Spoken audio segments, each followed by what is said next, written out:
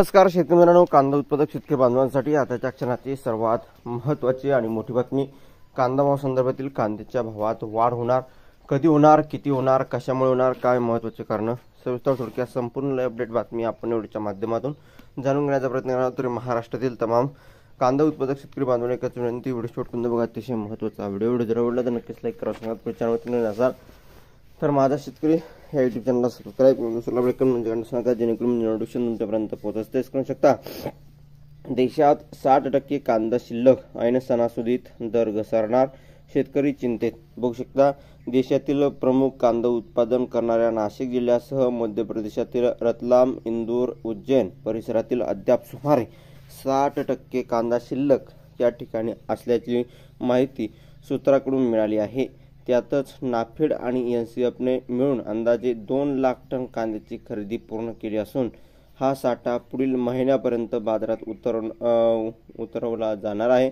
त्यामुळे आगामी सणासुदीच्या काळात कांद्याच्या दरात आणखी घसरण होण्याची शक्यता तज्ज्ञांकडून वर्तवली जात आहे.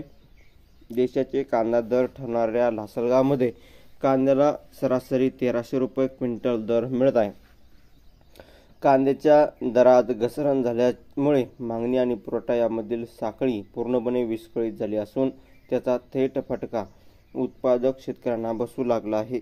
यावर्षी उत्पादन खर्च वाढलेला असताना बाजारभाव मात्र तोट्यात जात असल्याचे अनेक शेतकरी सांगत आहे. कांदा उत्पादक निवृत्ती नहारकर म्हणाले की मागील वर्षी केंद्र सरकारने कांदा निर्यातीवर बंदी आणली असली तरी त्याच वेळी national coop export limited NCEL या संस्थेमार्फत सुमारे 2000 मेट्रिक टन कांदा निर्यात करून कोट्यवधीचा नफा मिळवला होता.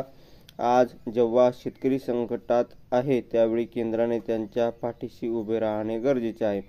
शेतकऱ्यांमध्ये सध्या केंद्राकडून निर्यात अनुदान, वाहतूक अनुदान आणि थेट शेतकऱ्यांना आर्थिक सहाय्य देण्याची मागणी जोर धरू लागली आहे.